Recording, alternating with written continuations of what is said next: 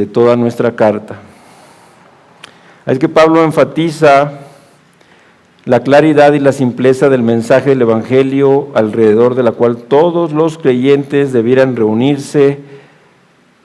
Explica el papel de los apóstoles y de otros líderes de la iglesia y les urge a crecer en su fe.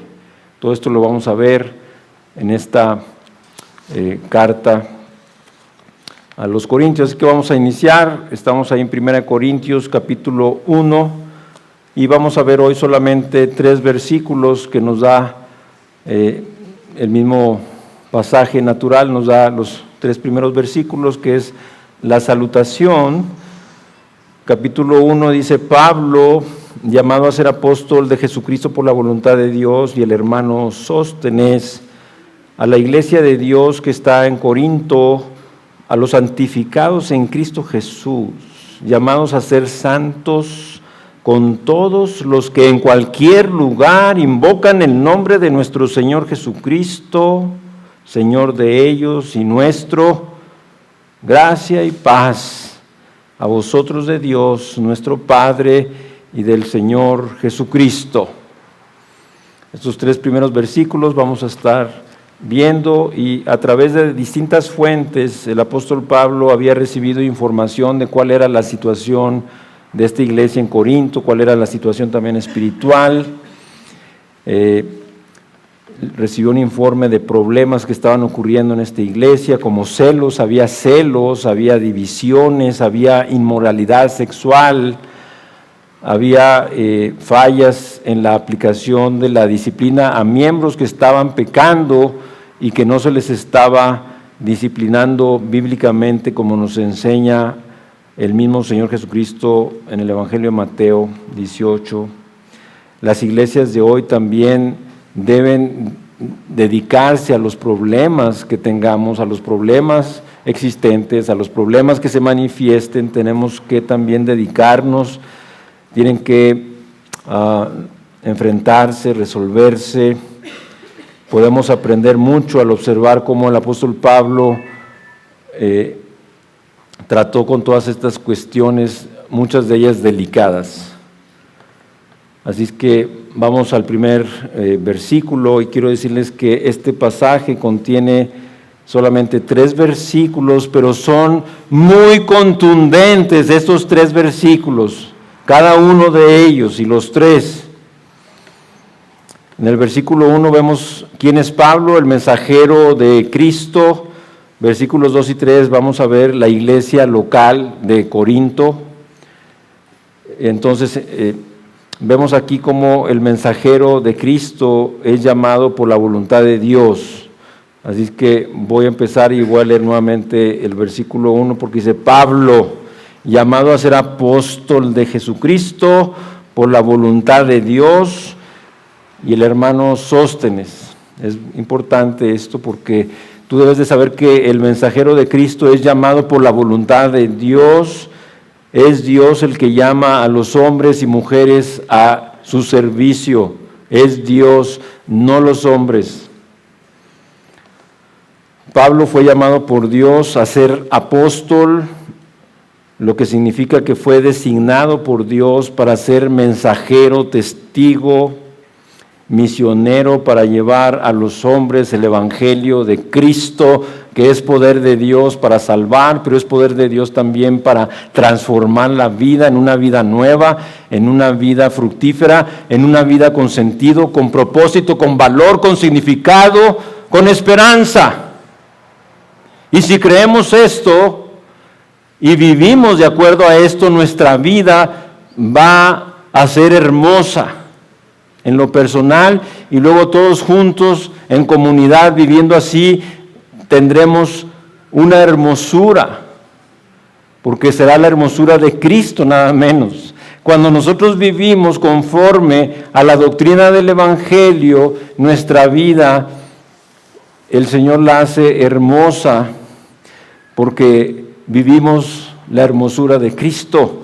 El Evangelio nos lleva a la vida de Cristo, y hemos hablado y enseñado que la santificación es nada menos que el ir asemejándonos cada vez más y más a Cristo.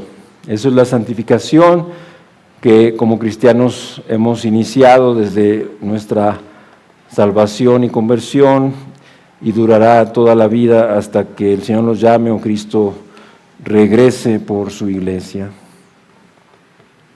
Así es que solo Dios lo escoge al apóstol Pablo y lo llama, y en el caso particular de Pablo, algunos de los creyentes corintios estaban cuestionando y negando la autoridad del apóstol Pablo, el llamado, ¿sí? Así es que las mismas palabras escritas por Pablo son la declaración del llamado que Dios le hizo. El mismo Señor Jesucristo lo dice: no me elegisteis vosotros a mí, sino que yo os elegí a vosotros y os he puesto para que vayáis y llevéis fruto y vuestro fruto permanezca, para que todo lo que pidierais al Padre en mi nombre, Él os lo dé. Es Juan 15:16. Y luego Pablo más adelante en su carta a los Gálatas nos dice también: mas os hago saber, hermanos, que el evangelio anunciado por mí no es según hombre, pues yo ni lo recibí ni lo aprendí de hombre alguno, sino por revelación de Jesucristo. Gálatas 1, versículos 11 y 12.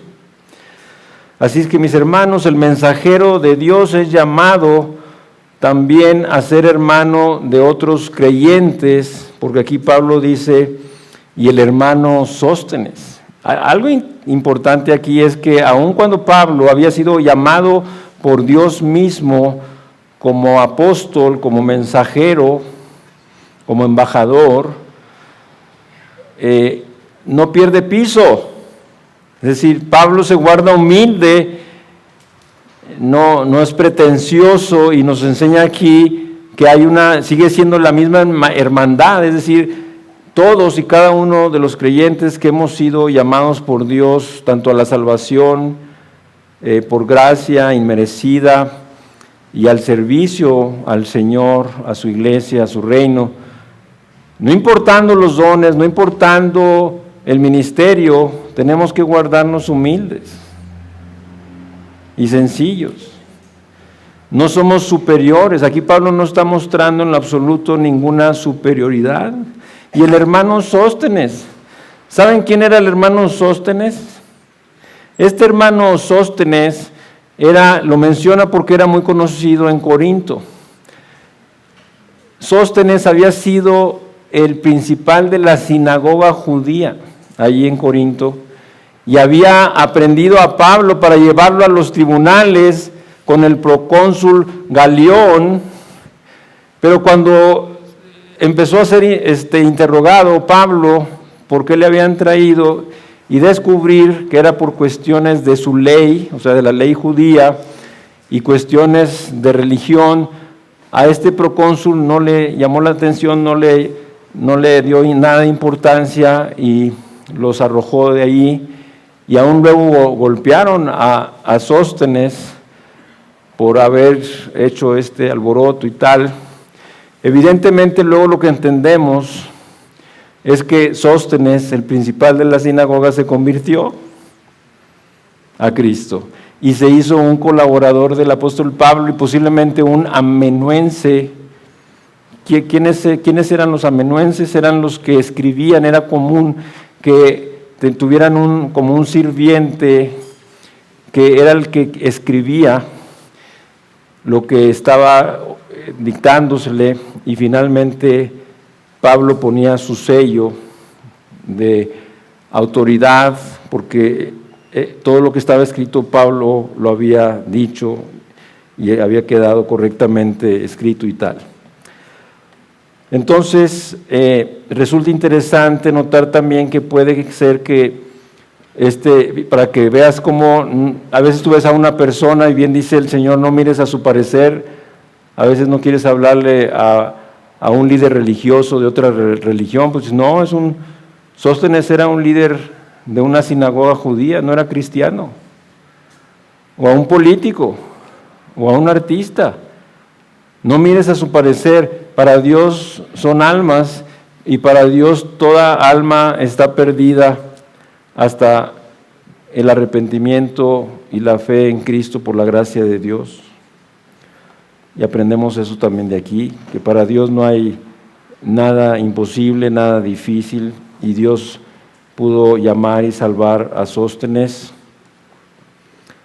y hacerlo un colaborador incluso del apóstol Pablo. Así es que si Sóstenes era el mismo, que era el principal de la sinagoga, pues en algún momento se convirtió a Cristo. Pero sucede lo siguiente: el mensajero de Dios es llamado por Dios, pero su llamado no lo hace mejor ni lo hace superior a los otros creyentes. Pablo, después de decir llamado a ser apóstol de Jesucristo por la voluntad de Dios, y el hermano Sóstenes. No hay ninguna superioridad, Pablo no se sentía más que Sóstenes. Claro, hay que entender lo que es la autoridad apostólica y tal, pero me refiero a una actitud presunciosa, a una actitud de sentirse superior. Y si no lo fue en Pablo, mis hermanos, tampoco lo debiera de ser en ninguno de nosotros. A veces ya estás en el ministerio de alabanza y bajas aquí después del culto y no saludas a nadie, porque estuviste acá arriba y estás esperando dar autógrafos. Sí, o estás allá y mira, allá están y luego bajan y no saludan a nadie porque están allá arriba. Sí, entonces no, mis hermanos, no importa qué ministerio tengamos, incluso yo como pastor o los pastores que habemos, líderes, maestros, gracias a Dios, aparte somos lo que somos por Cristo y por la gracia de Dios, y todo lo hemos recibido de Él. Los dones no son nuestros, ninguna capacidad, ningún talento, ninguna habilidad, sino que por la gracia de Dios somos lo que somos. Así es que, por eso el apóstol Pablo mismo dice que su llamado y función como mensajero de Dios es ser reconocido y respetado, pero no en lo que convierte en una persona superior. Él es hermano de todos los otros demás creyentes, empezando con Sóstenes, y es lo que dice el apóstol Pablo: digo pues por la gracia de Dios en Romanos 12:3, que me es dada a cada uno, dice, a cada cual que está entre vosotros, que no tenga más alto concepto de sí que el que debe de tener, sino que piense de sí con cordura, conforme a la medida de fe que Dios repartió a cada uno. Este pasaje es sumamente importante, Romanos 12:3. Que no tengas más alto concepto, pero el orgullo tiene dos caras, mi hermano. Tiene el que no tengas más alto concepto, pero también el que no tengas, no, yo no soy nadie, yo no soy nada. El tener más bajo concepto de lo que debes de tener también es orgullo. Ni creas que eres humilde, ni crees que eres piadoso por decir, no, yo nada, yo esto, yo no sirvo, yo no tengo, yo no soy, yo no hago, dando una impresión de debilidad y pobreza. También es orgullo. No debes de tener un concepto más abajo, como no debes de tener un concepto de ti mismo más arriba de lo que debes de ser, sino que pensemos con cordura, y esto medida conforme a la medida de la fe. Y también Pablo dice que en Filipenses 2, 3 y 4, que nada hagáis por contienda o vanagloria, antes con humildad, estimando cada uno como superior a los demás. Imagínate que a él mismo, no mirando cada uno por lo suyo propio, sino también cada cual por lo de los otros. Qué hermoso, ahí está, que tenemos mucho que aprender para que en palabras coloquiales no se nos suba el don, no se nos suba el ministerio, aunque estás al frente del ministerio, que eres el líder del ministerio, que tienes tal encomienda por la gracia de Dios, y hay que tener temor y hay que ser responsables ante ello. Vamos a los siguientes versículos 2 y 3, porque luego Pablo dice a la iglesia de Dios. Es importante esto, a la iglesia, no dice a la iglesia de Corinto, o a la iglesia de los Corintios, no, y es con todo propósito, a la iglesia de Dios. Dice aquí Pablo que está en Corinto, a los santificados en Cristo Jesús, llamados a ser santos, con todos los que en cualquier lugar invocan el nombre de nuestro Señor Jesucristo, Señor de ellos y nuestro, gracia y paz a vosotros de Dios, nuestro Padre, y del Señor Jesucristo.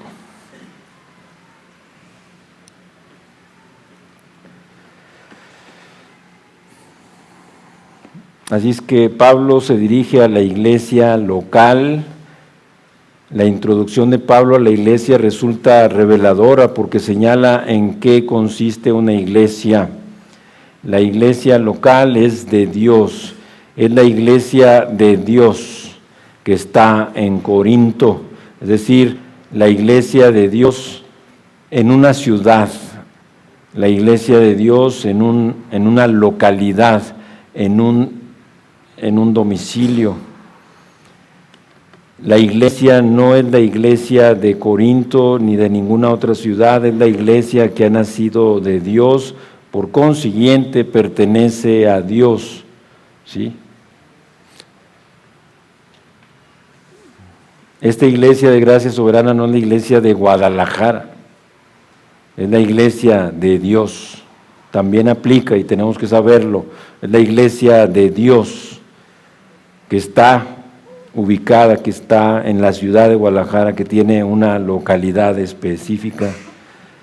Por eso Pablo dice, por tanto mirad por vosotros y por todo el rebaño en que el Espíritu Santo os ha puesto por obispos para apacentar la iglesia del Señor, la cual Él ganó por su propia sangre. Por eso es la iglesia de Dios, porque Cristo la compró con su propia sangre. Así es que de aquí se desprende un pensamiento importante que debemos de conocer. La iglesia es la iglesia de Dios, la iglesia pertenece a Dios, no a ningún hombre ni a ningún grupo de personas. Esto te debe dar confianza, mi hermano, que esta iglesia es de Dios y tenemos que darle cuentas. Con gran frecuencia, triste y lamentablemente, algún líder o algún grupo de personas dentro de una iglesia comienza a actuar como si poseyesen la iglesia, como si la iglesia existiera para hacer su voluntad. Tal conducta resulta peligrosa tanto para la iglesia como para los que actúan como si poseyeran la iglesia. Destruirá la comunión y ministerio y utilidad de una iglesia local, y esto conllevará a un castigo severo a los que se erigen en dueños de la iglesia. ¿Por qué? Porque Dios no compartirá su gloria, ¿sí?, con ninguna persona egocéntrica y arrogante que obre para destruir su iglesia. La iglesia es de Dios y solo de Dios. La iglesia local y sus creyentes, continúa Pablo, son santificados. Como te digo, este es el Evangelio, esta es la doctrina del Evangelio. Cristo no solamente nos perdonó de nuestros pecados, nos dio la salvación de nuestra alma, nos dio la vida eterna, pero también nos santificó. Y es importante porque eso va a repercutir en nuestra vida hoy por hoy, en nuestra vida diaria. Yo no puedo quedarme con la doctrina del Evangelio, por más correcta que sea. Si no la llevo a la práctica, si no la llevo a mi vida, entonces soy un hipócrita.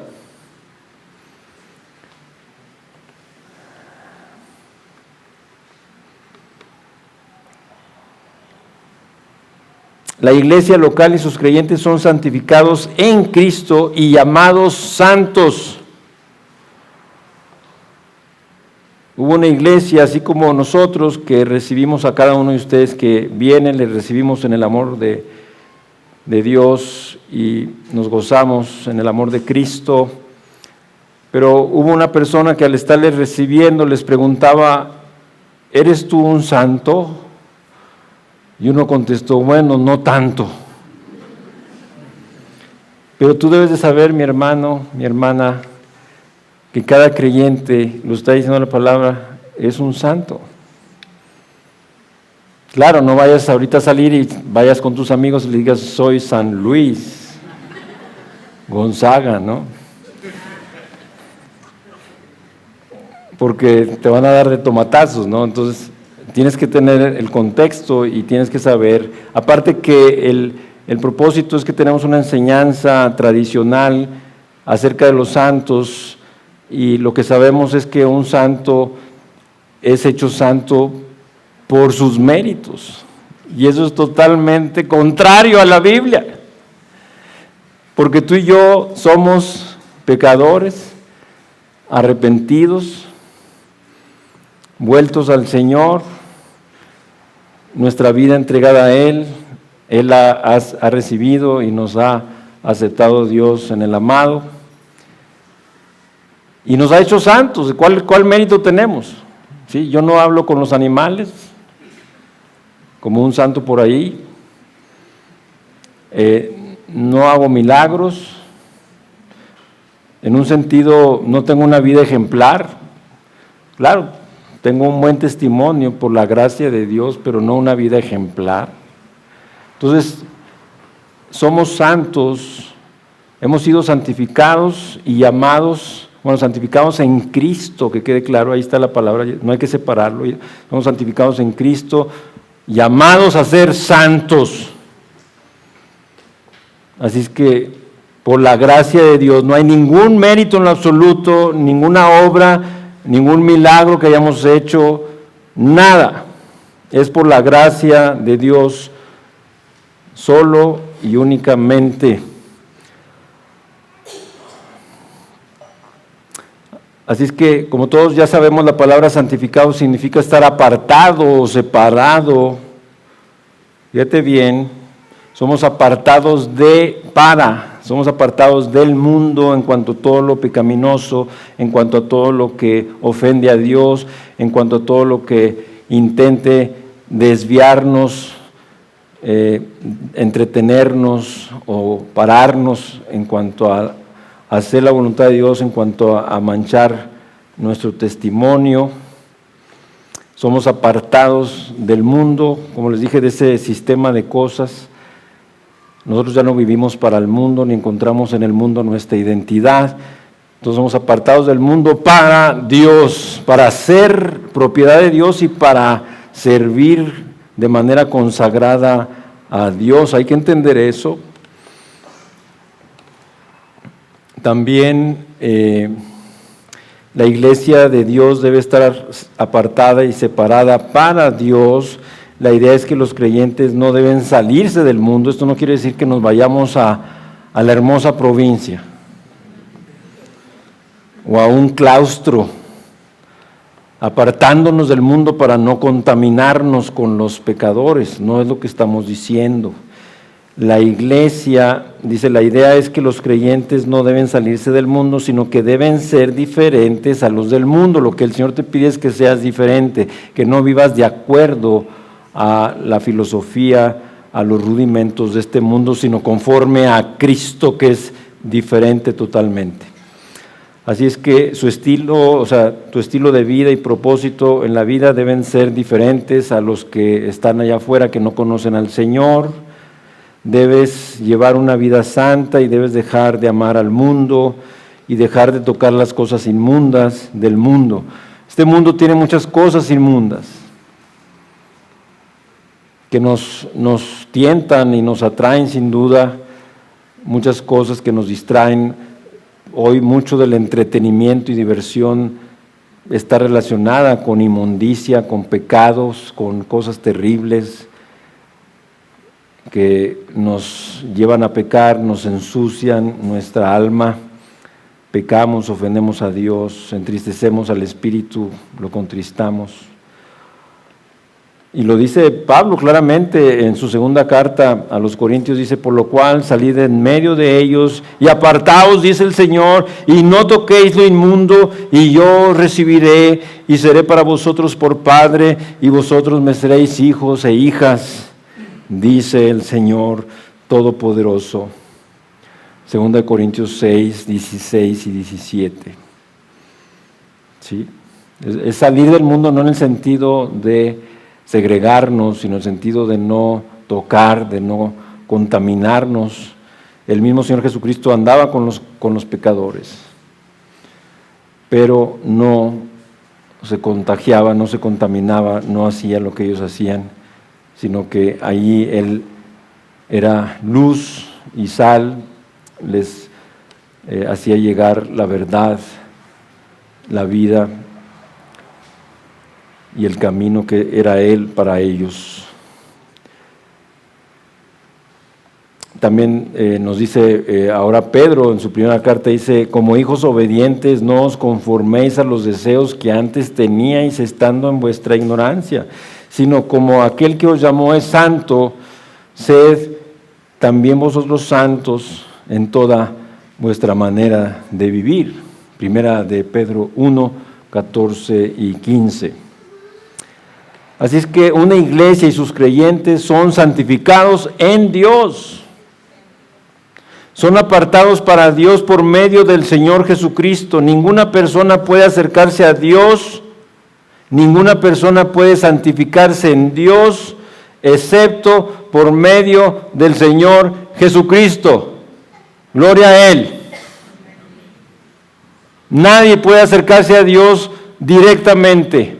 Dios así lo quiso, así lo estableció, que fuera por medio de nuestro Señor Jesucristo.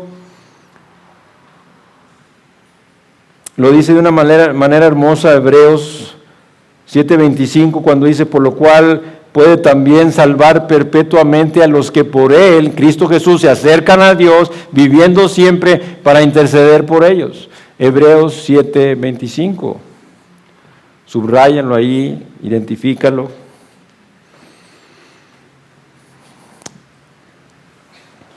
Pablo también nos dice en su primera a Timoteo, dice: palabra fiel y digna de ser recibida por todos, que Cristo Jesús vino al mundo para salvar a los pecadores. Luego también ahí en 1 Timoteo, pero capítulo 2 dice: porque hay un solo Dios y un solo mediador entre Dios y los hombres, Jesucristo, hombre. Luego Pedro, predicando apenas recién Pentecostés, dice: y en ningún otro hay salvación, porque no hay otro nombre debajo del cielo en que podamos ser salvos. Hechos 4:12. Así es que quiero que noten que a los creyentes se les llama santos. La iglesia local y sus creyentes se identifica con todos los otros creyentes, porque a veces somos muy celosos, mis hermanos. A veces tenemos invitados, son hermanos que vienen de otras iglesias y que nos visitan, o nos encontramos en la calle, y en lugar de hacer lo que vimos en Tesalonicenses, que fui muy enfático en eso cuando veíamos: pero nosotros debemos dar siempre gracias a Dios respecto a vosotros, hermanos amados por el Señor, de que Dios os haya escogido desde el principio para salvación mediante la santificación por el Espíritu y la fe en la verdad.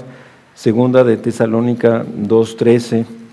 Cuando nos encontremos a un cristiano, no importa que sea de otra iglesia, no importa de dónde sea, pero que sea un cristiano verdadero, debemos de dar siempre gracias a Dios de que también lo haya escogido a Él soberanamente, ¿sí? Igual que nosotros, desde el principio para salvación mediante la santificación del Espíritu Santo. Señor, gracias por este hermano que conozco, que lo escogiste también desde antes, desde el principio y tal, ¿no?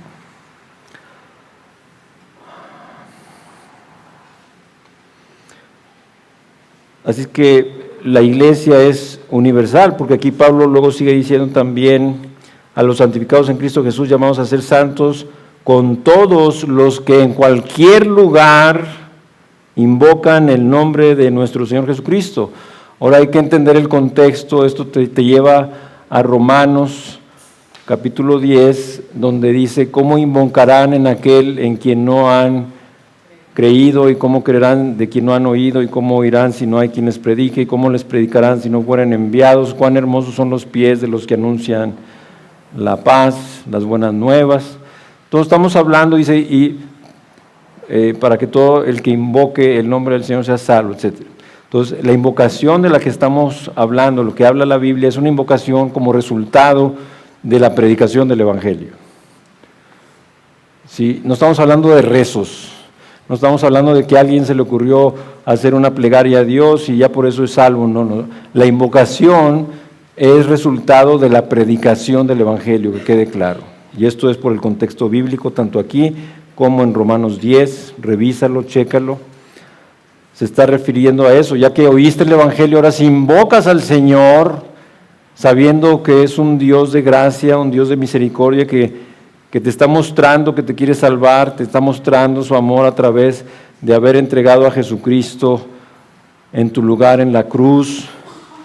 Entonces lo invocas para reconocer tus pecados, arrepentirte, pedirle perdón y decirle que crees en su Hijo, que crees en Cristo y le estás entregando tu vida.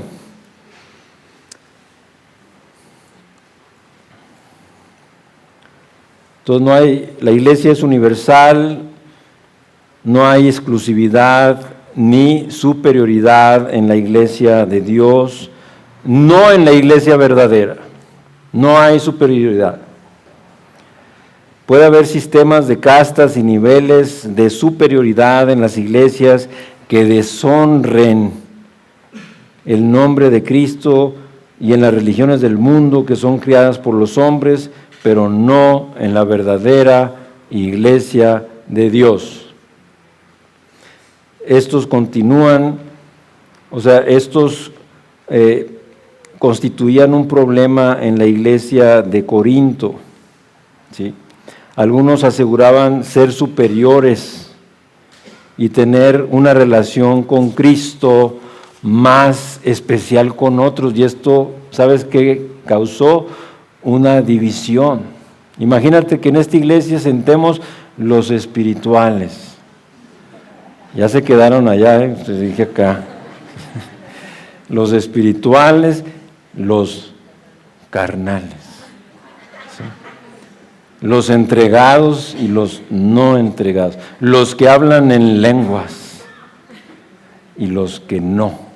O sea, es lo que estaba pasando. Ellos creían que los que hablaban en lenguas eran superiores, aunque no hubiera quien las interpretara. Digo, Pablo, mejor calle en la iglesia y hable en su casa, porque nadie le entiende. Yo prefiero hablar 5 palabras claras, entendibles en la iglesia, que 10,000 palabras en lenguas que no haya quien las interprete, porque es mejor hablar para edificación, dice Pablo. Así es que no hay la super espiritualidad y el orgullo estaban calando en la vida de algunas personas ahí en la iglesia de Corinto, a tal punto que toda la comunión de la iglesia se estaba viendo amenazada. Y esto trajo una división, y eran los superiores los que tenían tales dones. La Biblia no enseña eso, sí habla de una diversidad de dones. Dice Pedro, por ejemplo, Pedro en su primera carta, fíjense lo que dice, cada uno, según el don que ha recibido, no hace diferencia, ministrelo a los otros como buenos administradores de la multiforme gracia de Dios.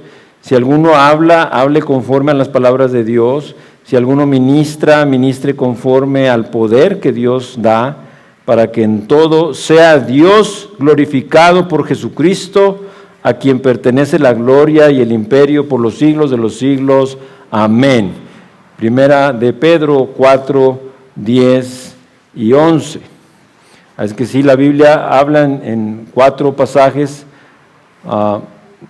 acerca de los dones, pero no está hablando propiamente de una superioridad, el que tenga uno o el que tenga otro, ni el sentirnos más o menos que nadie. Todos estamos aquí en Cristo por la gracia de Dios. Todos hemos recibido dones sin merecerlos, también por la gracia de Dios. Entonces dice Pablo, ¿qué tienes que no hayas recibido? Y si lo que tienes lo has recibido, ¿por qué te jactas? ¿Por qué te glorías? ¿Por qué presumes como si no lo hubieras recibido? Como si fueran tuyos, como si te los hubieras ganado. Aquí mismo en Corintios lo dice Pablo. Así es que no hay cabida, mis hermanos, para los super espirituales. Si alguien te dijo que aquí es un super espiritual, no le creas. No hay cabida. Solo se debe honrar y exaltar a alguien, a Cristo Jesús, nuestro Señor. Todos los creyentes, no importa cuán baja o cuán alta sea su posición y estado en la vida, son súbditos de Cristo y no los señores de otros creyentes. Gracias a Dios por esta palabra, gracias a Dios que la palabra de Dios, la palabra de verdad, pone orden en la iglesia para que no haya confusión, para que no haya angustia, para que no haya desorden. Démosle gracias al Señor. Entonces Pedro, abriendo la boca, dijo: en verdad comprendo que Dios no hace acepción de personas. Hechos 10:34. El Señor dejó a Pedro con la boca abierta cuando, al igual que ellos como judíos, el día de Pentecostés, había caído sobre los gentiles no judíos también el Espíritu Santo como a nosotros, dijo Pedro. Dice, de manera que comprendo que Dios no hace acepción de personas. Gloria a Dios. Es que la iglesia local y sus creyentes también experimentan gracia y paz. Dice Pablo al final, algo que es importante descubrir en la Biblia es que, insisto, que la Biblia está escrita en un lenguaje antropomórfico, es decir, de tal manera que como humanos nosotros lo podamos entender.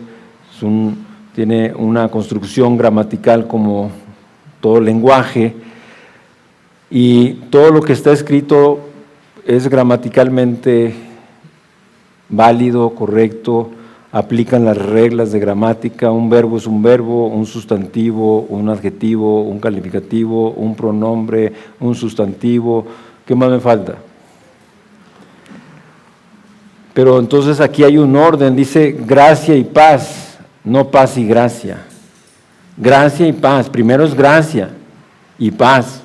Tiene un orden, no lo cambiemos. Gracia significa el favor de Dios, quiere decir todas las dádivas buenas y perfectas de Dios, todo lo bueno y beneficioso que Él nos da y hace por nosotros, ya sea físico, material o espiritual, es favor de Dios, es gracia. Desde la justificación, siendo justificados, dice, gratuitamente por su gracia, mediante la redención que es en Cristo Jesús, a quien Dios puso como propiciación por medio de la fe en su sangre para manifestar su justicia, en Romanos 3, 24, 25. También dice Pablo, en quien tenemos redención por su sangre, el perdón de pecados según las riquezas de su gracia, Efesios 1, 7. Luego en primera de Timoteo dice, pero la gracia de nuestro Señor fue mucho más abundante con la fe y el amor que es en Cristo Jesús, primera de Timoteo 1:14. Y paz es el resultado de la gracia, por eso hay un orden, gracia y paz. Gracia, el favor de Dios. Paz es el resultado de la gracia o fruto del favor de Dios. Paz con Dios y paz con los hombres. Cuando un hombre recibe la gracia de Dios, de inmediato se reconcilia con Dios, fíjate bien, de inmediato se reconcilia con Dios y con los hombres. Porque alguien dice, yo ya me reconcilié con Dios. Ya me arrepentí, le pedí perdón, he creído en Cristo que pagó por mí, ya vine a Él, le entregué mi vida, estoy reconciliado con Dios, pero no con muchos, no con otros, no con familiares, no con prójimo.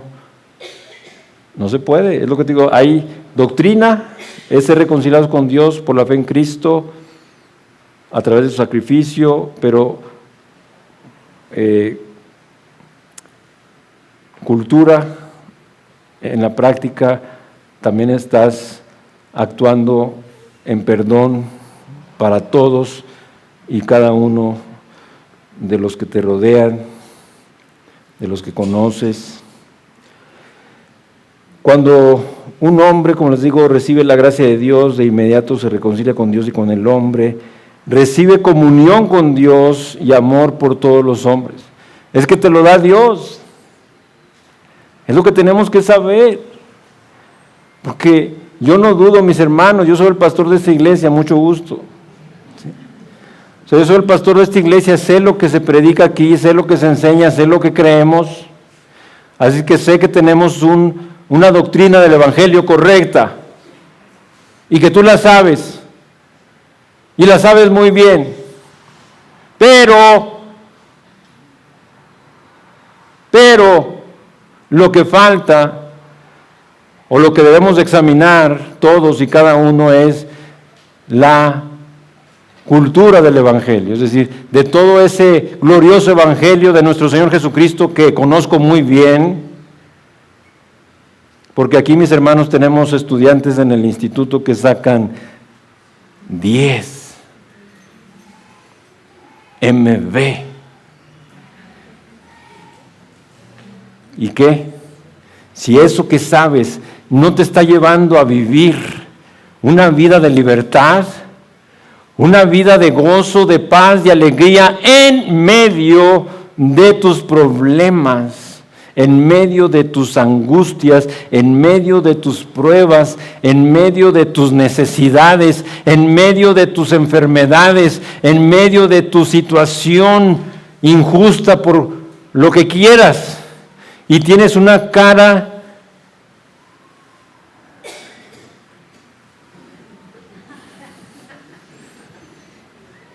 que no invita a venir a Cristo a nadie, incluso pudiera ser, y decláralo o testifícalo para que no haya malos entendidos ahí, pero porque a veces se han acercado incrédulos a nosotros los cristianos, los redimidos de Cristo, a decirnos: oye, ¿qué te pasa? ¿Te puedo ayudar? ¿Por qué estás triste? ¿Por qué estás acongojado? ¿Por qué estás tan irritado? ¿Por qué estás tan desesperado? ¡Un incrédulo! Mis hermanos, como dice Santiago, eso no debe de ser así. Pero tampoco un hermano.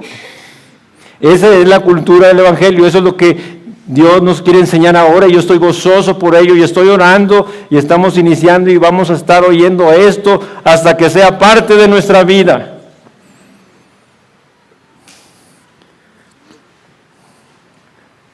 A veces tenemos nuestros rostros demudados, o sea, caídos. Das lástima, das tristeza, das pesar. Te veo y meto la mano a la bolsa, ¿cuánto te puedo ayudar? De veras, nos reímos, mis hermanos. Eso es cultura del Evangelio, es que no estás viviendo de acuerdo a la gloriosa verdad del Evangelio de Cristo Jesús, que te dio una vida nueva, una vida victoriosa, una vida de poder, una vida del Espíritu, una vida de paz, una vida de esperanza, una vida abundante en medio de cualquier situación.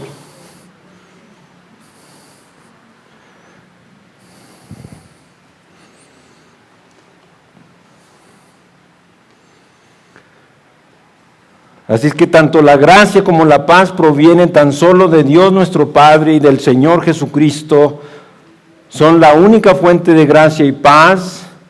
Y si un hombre si un hombre desea recibir el favor de Dios y que la paz de Dios reine en su corazón y su vida, tiene que venir a Dios al Padre por medio de su Hijo Jesucristo.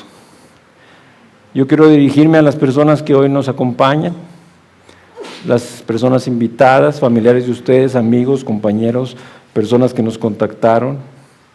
Quiero dirigirme a ti para que si tú no tienes todavía paz con Dios, sepas que el Señor te trajo aquí para que oigas el Evangelio de Jesucristo, de la gracia de Dios, y que sepas que la única manera en que tú puedes tener paz con Dios es por medio de la fe en Jesucristo, el Hijo de Dios, la segunda persona de la Trinidad, quien en la cruz, por amor a ti, quiso tomar tu lugar, cargar todos tus pecados y ser castigado y recibir el juicio que tú merecías por tus pecados.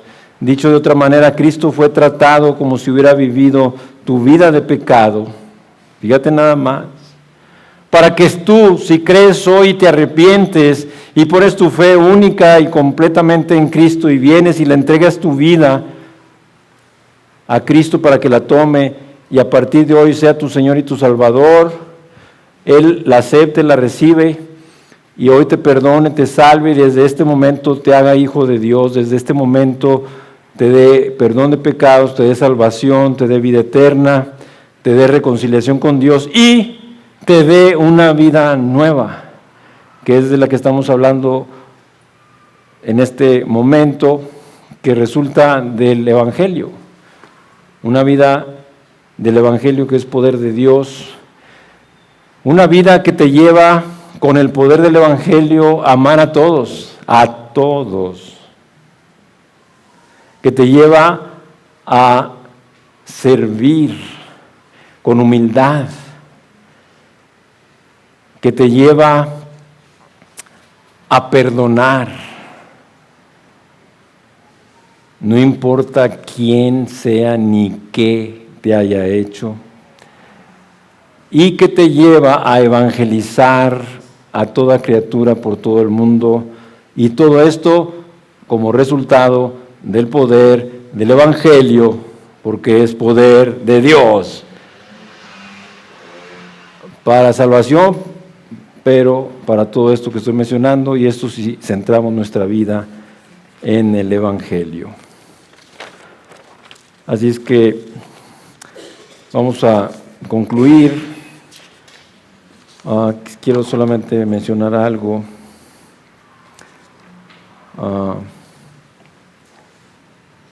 Fíjense bien, voy a llegar al final ya, pero no quiero pasar esto. Dice que Whittaker Chambers habló de una joven en su libro La Profecía, de una joven mujer alemana cuyo padre pasó de ser un ferviente procomunista a un vigoroso anticomunista.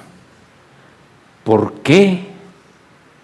Ella dijo: te reirás de mí, pero no debes de reírte de mi padre. Una noche, mi padre en Moscú oyó gritos. Eso fue todo. Simplemente una noche oyó gritos estando en Moscú. Y eso lo hizo cambiar de ser un ferviente procomunista a un vigoroso anticomunista. Y les voy a decir algo, mis hermanos, esto también sucede en nuestras iglesias. La gente viene para escuchar aquí las buenas noticias de nuestro Señor Jesucristo, que traen perdón de pecados, salvación, reconciliación con Dios, vida eterna, una vida de esperanza, una vida de amor, de gozo, de paz, de seguridad. ¿Y qué oyen aquí?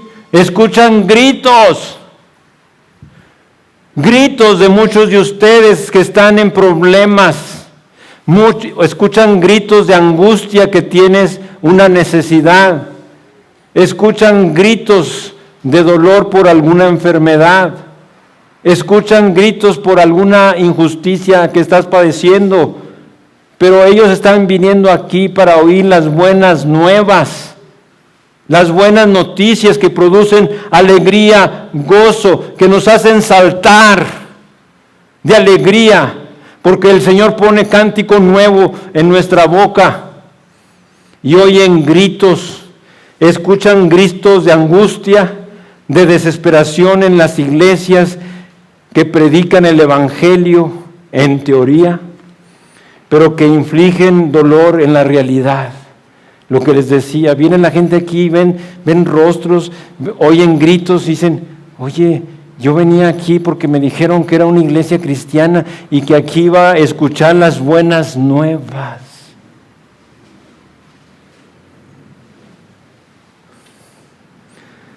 ¿Cuánta gente en nuestra ciudad son excristianos y quizás hasta profundamente anticristianos porque fueron a una iglesia para escuchar las buenas nuevas de gran gozo un día, pero estas fueron ahogadas por las luchas y los problemas que vieron en nosotros? Mis hermanos, no supongamos que nuestra iglesia es fiel al Evangelio. Examinémonos si lo es. Una iglesia con la verdad del Evangelio en su teología puede producir lo opuesto del Evangelio en su práctica. El Señor resucitado le dijo a una de las iglesias, tú dices, soy rico y me he enriquecido y de ninguna cosa tengo necesidad y no sabes que tú eres un desventurado, miserable, pobre, ciego y desnudo. El problema no era lo que creían doctrinalmente en esta iglesia, sino en lo que personalmente se habían convertido y ni siquiera se habían dado cuenta. Pero ahora para el Señor era obvio, conozco tus obras, por tanto necesitabas ir a Cristo con una nueva humildad y franqueza y honestidad. Mis hermanos, es lo que necesitamos, venir a Cristo con humildad en lo que has oído y has entendido hasta ahorita. Si la cultura del Evangelio de una iglesia se ha perdido o nunca fue construida, el único remedio es encuéntrate a los pies de Cristo. Esa iglesia necesita un redescubrimiento fresco de su Evangelio en toda su hermosura. El Evangelio de Cristo debe ser enteramente creído y abrazado por nuestra iglesia. La necesidad de nuestros tiempos es nada menos que la recristianización de nuestras iglesias. Solo según el Evangelio, tanto en doctrina como en cultura, por Cristo mismo. Nada menos que la hermosura de Cristo será suficiente hoy en día. Vamos a orar con esto en mente. Señor, gracias porque tu palabra nos ha dejado sin palabras. Gracias te damos, Señor, porque tu palabra es viva y eficaz y más cortante que toda espada de doble filo, y hoy ha penetrado, nos has partido, nos has cortado, Señor, para entender en el mejor de los casos, si es que conozco la doctrina del Evangelio correctamente, bíblicamente. Hoy fui confrontado para darme cuenta, examinarme y aún reconocer que no estoy viviendo la cultura de ese Evangelio que tan doctrinalmente correcto conozco. Que mi vida no está predicando el Evangelio, que tengo una cara de dolor, que tengo una cara de sufrimiento, que tengo una cara de angustia, que tengo una cara de temor, que tengo una cara de falta de paz, que no manifiesto esperanza. Y entonces, Señor, lejos de invitar a la gente a Cristo en lo personal y como comunidad aquí en esta iglesia, la gente que viene a escuchar de las buenas nuevas de Dios, de Jesucristo como la esperanza Oye gritos en nosotros, gritos de angustia, de dolor, de insatisfacción. Nuestra identidad no está en nada de lo que este mundo nos pueda ofrecer. Si es que no tengo muchas cosas de este mundo, no tengo por qué sentirme poco valioso, poco seguro, creer que nada soy y nada tengo. Cuando tengo a Cristo, y si tengo a Cristo, aunque no tenga nada, todo lo tengo. Pero si tengo todo lo de este mundo y no tengo a Cristo, nada tengo. Señor, en verdad, te suplicamos que esta palabra de hoy y la que va a venir sea abrazada de una vez por todas, Señor. Queremos en verdad conectar la doctrina del Evangelio con la cultura del Evangelio, viviendo, practicando, manifestando, mostrando esa vida de fe, de esperanza en Cristo al mundo, de tal manera que la gente que venga, y aún especialmente los jóvenes, si los jóvenes vieran esa vida en nosotros de alegría, de danza, por el perdón, porque tenemos liberación y porque nuestro Rey es el Rey de gloria, esos jóvenes se quedarían. Que la gente sea cautivada por tu gracia en nosotros, por tu Evangelio viviente, por tu Evangelio que estamos viviendo y se ve y se siente. Señor, gracias. Y si hay aquí alguna persona que no tiene paz contigo, inquiétala, que se quede, que pregunte para poder acercarnos, para poder asistirla, ayudarla, a enseñarle claramente el camino de la salvación en Cristo Jesús. Te damos gracias, Señor, en el nombre de Jesús. Amén.